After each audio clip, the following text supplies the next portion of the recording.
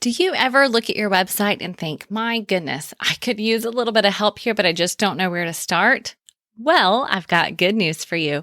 I have created a brand new DIY website audit that you can take, and in under an hour, you can go through your website and see where are the changes that you could make that would make the most impact. So if you are tired of having an out-of-date website and saying that it's something you know you need to get done, then I hope that you'll jump over to stormlily.com/audit and get your own DIY website audit. I'm going to be providing you with a download as well as a video training to walk you through what you need to do and what steps you need to take. So again, that's stormlily.com/audit. And now to the podcast.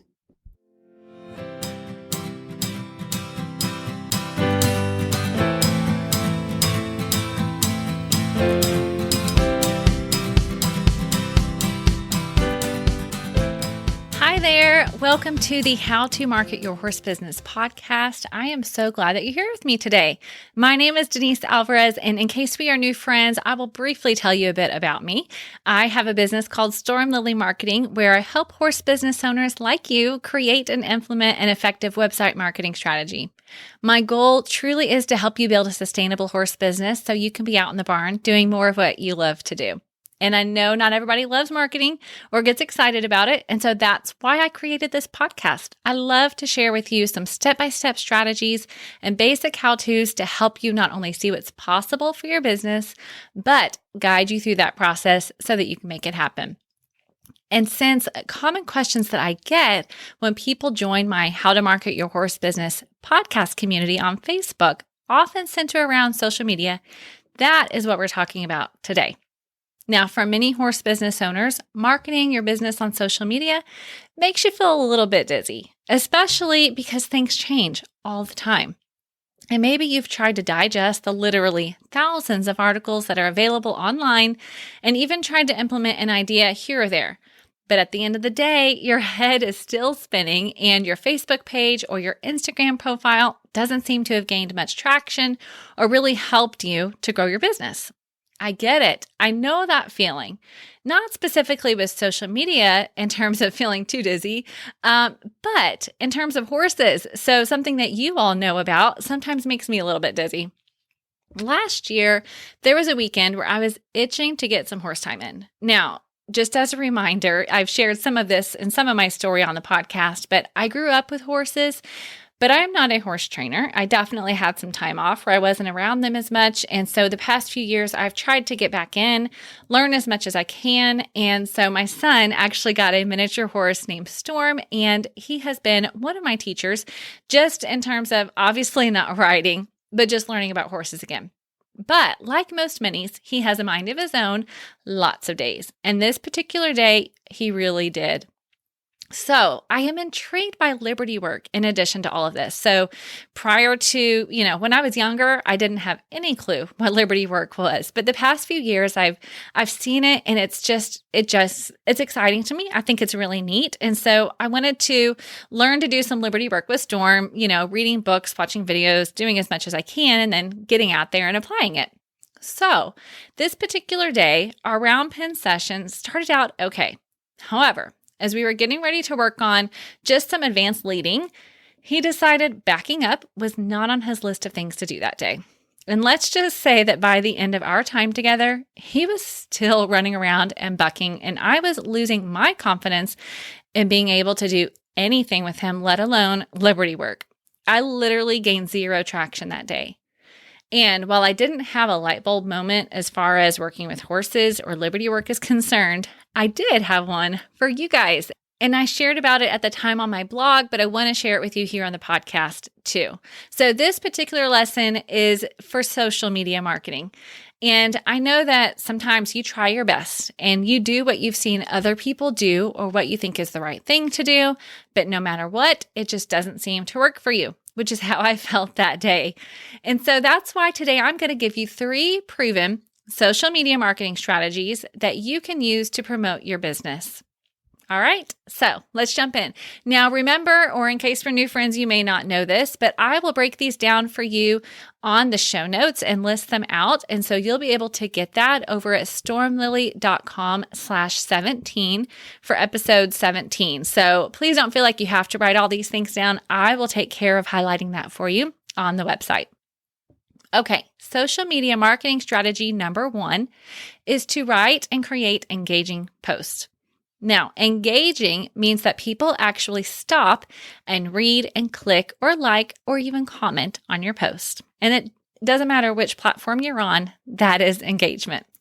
And you want engagement because the social media platforms are going to reward that. The more that people engage with what you are posting, the more they're going to share your post to other people. And especially, of course, the people that are following you or have liked your page.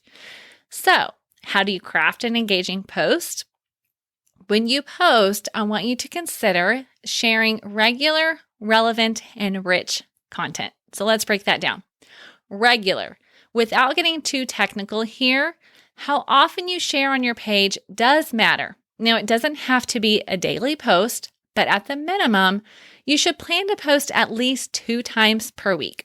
Enough that the people who have followed you know that your page is alive and it gives them an opportunity to engage. Okay, so next is relevant. Share things that are relevant to your business and especially to the audience that you serve. You're not going to gain traction on your page by sharing some random funny memes or photos of your barn cats every day without some content that applies to their lives or builds into their life some value. Instead, I want you to share content that truly is valuable. Now, you still might show some fun on the farm, and that's great because it gives them a, behind the scenes look into what's going on with your business. But don't let that be all that you do. Think about how you can inspire, how you can motivate, how you can educate with your content. All right, next is rich. Now, I wanted this to be another R, regular and relevant, and so I chose rich because your content doesn't have to be a paragraph of a post every time. However, rich means it needs to add value to their lives or their day in some way. So like I said, if it's a smile or a laugh, that's great. If it's education or inspiration, that's great too. But what I'm saying is do not post just to post without putting any thought into it. That is not what I would call a rich post. Now, as I mentioned, engagement is considered likes, comments, clicks, and shares. So, and when it's a video, of course, having them watch the video is considered engagement. So when you post, think about what you can do to make it a more engaging post. Can you write it in a way that readers are going to feel connected, that they know that you're talking specifically to them? Can you post a picture that people are going to want to share maybe? Or share some industry information where they would want to tag others so that they know about these new updates? Now, one last thing when it comes to engagement. When you get comments, keep the conversation going. Reply to as many comments as you can. I have seen a number of pages or profiles or whatever it might be where people are commenting on the post and the owner of that profile isn't commenting back or answering their questions. You can tell that they posted it, published it, and then said, see you later. The people on your page or your profile, whatever it might be, they're going to love when you interact with them. And it also tells those good old social media algorithms that it is you that's creating conversations around your post, and they're going to reward that with more people that'll see it. Okay, let's move on to social media marketing strategy number 2, which is Facebook groups. Now, in the past few years, Facebook has really encouraged the use of groups. It has exploded in case you haven't noticed. Now, what does that mean for you? Your potential customers are most likely in a Facebook group if they're on Facebook, and so you should be too. Facebook groups are a really good place to make connections with your ideal customers, not just from a sales perspective, but also from a place of learning and serving. So when you join groups that are relevant to your business and the people that you serve, you're going to learn what questions they have, as well as what they want or what they need from businesses like you. So you might even come up with a new service offering or product idea. And yes, of course, you'll definitely be connecting with potential new customers too. Just do a search inside of Facebook on the topic or area that's connected to your business to find the ones for you. And especially pay attention to those that are local in your area in case those are some other good connections that you can make. Now, when it comes to Facebook groups, my advice here is to join with the intention to serve. Look for questions that you can answer and people that you can help by offering a bit of advice or encouragement. And as they see you giving to the group and sharing what you know freely, they're going to see you as a trustworthy expert, and you're going to most likely earn the opportunity to connect with them outside of that group. Okay? So come from a place of service. All right. Social media marketing strategy number 3 is to use website links. Now, as part of the relevant and engaging posts that you're going to share from tip number 1 or strategy number 1, be sure that you are sending them back to your website, but do not do it every single time. Why? Because the general rule for your social media posts should be to give at least 80% of the time and then ask no more than 20% of the time. Think of giving as providing value right there on the platform. They don't have to leave the app to get what it is that you're giving them, whether it's a video tip or a regular text post. Essentially, asking is any time you ask them to make an action or take an action or leave the app. So, in case you're wondering, well, why would I ever want them to leave the platform anyways?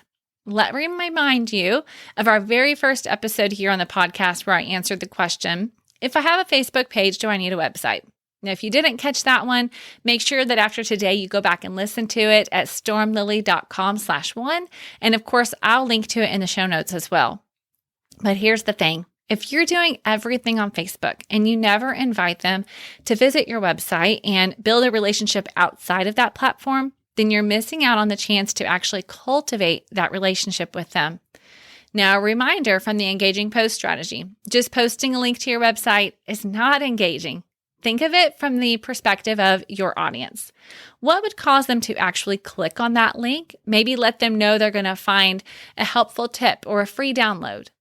Okay, now there you have it, my friend.